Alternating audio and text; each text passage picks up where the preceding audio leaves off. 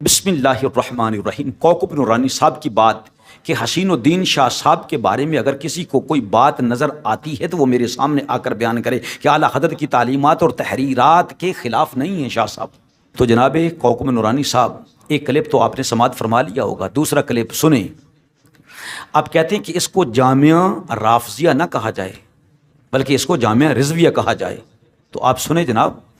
حسین الدین عرفان شاہ صاحب سے گلے مل رہے ہیں، بغل گیر ہو رہے ہیں، ان سے مصافحہ کر رہے ہیں، ان کی پروگراموں میں گئے اور ان کو پروگراموں میں بلایا۔ وہ عرفان شاہ جس نے صاف صاف ایک مرتبہ نہیں کئی مرتبہ سیدنا ابو بکر صدیق رضی اللہ تعالیٰ عنہ کی افضلیت و اولیت کا انکار کیا۔ کوکب نورانی صاحب، آپ بھی کہتے ہیں کہ میں نے مصافحہ ہی تو کیا تھا، لیکن کس کے ساتھ کیا تھا؟ کسی سنی کے ساتھ کرتے تو کیوں آپ کے پر انگلیاں اٹھائی جاتی؟ آپ نے اس سے مصافحہ کیا ہے جو اہل سنت کو چھوڑ کر رفض کے دلدل میں جا کر پھنس گیا۔ یہ شخص ہے جس نے حضرت عبداللہ بن عمر رضی اللہ تعالیٰ عنہ کی کھلم کھلے گستاخی کی۔ یہ کہا تینوں پوچھیا کہ نہ جا کے، سمجھا رہی؟ یہ صحابی رسول کے بارے میں اس طرح کے الفاظ کہنا، اور پھر یہی وہ رافضی ہے کہ جس نے جھوٹی حدیث بیان کی حضرت علی مولا رضی اللہ تعالیٰ عنہ کی شان میں۔ عرفان شاہ مشہدی نے کہا کہ تخلیق آدم سے علیہ السلام سے 14,000 سال پہلے اللہ تعالیٰ نے حضرت علی رضی اللہ تعالیٰ عنہ کے نور کو پیدا فرما دیا تھا۔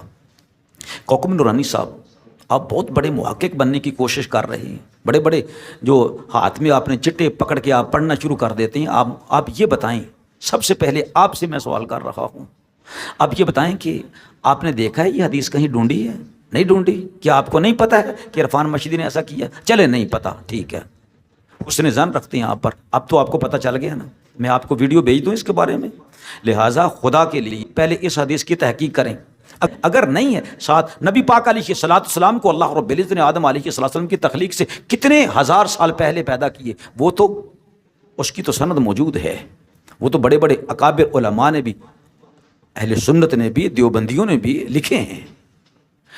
اب حضرت علی رضی اللہ تعالیٰ عنہ کو 14,000 سال پہلے آدم علیہ السلام سے پیدا کیا، یہ رفض کا عقیدہ ہے، یہ روافض کا عقیدہ ہے، یہ اہل سنت کا عقیدہ ہے۔ آپ صرف یہ بتا دیں یہ کس کا عقیدہ؟ اس طرح کی حدیثیں، جھوٹی حدیثیں، من گڑت حدیثیں جو ہے نا وہ بیان کرنا، اس سے آپ نے ہاتھ میں لایا اور اسی کے ساتھ ان کا رابطہ ہے۔ اور پھر ایک چیز نہیں کی، حضرت نے اہل سنت والجماعت سے ایسے بالکل الگ ہو گئے ہیں۔ آپ نے ان کے پروگرام اٹینڈ نہیں کیے، چلے نہیں اٹینڈ کیے ہیں، ٹھیک ہے، اللہ تعالیٰ آپ کو توفیق نہ دے اٹینڈ کرنے کی، لیکن یوٹیوب پر تو آپ نے سنا ہوگا کہ اہل سنت کے بارے میں یہ کس طرح کے بولتے ہیں اور کس طرح یہ رافضیوں کو سپورٹ کر رہے ہیں، اور منور شاہ کو، اور اسی طرح وہ جو عبد القادر جیلانی آپ نے آپ کو کہلاتا ہے اس کے ساتھ یہ روابط جو ہیں نا، تو کن شیعوں کے ساتھ اس کے رابطے نہیں، روافض کے ساتھ ان کے عقیدی روابط نہیں ہے۔ لہٰذا ایسے بندوں کو بلانا حسین الدین شاہ صاحب کا یہ ایک المیہ ہے۔ کیوں انگلیاں اٹھ رہی ہیں؟ دوسروں پر کیوں نہیں اٹھ رہی؟ جو روافض کی طرف میلان رکھ رہی ہیں صرف انہی کی طرف اٹھ رہی ہیں۔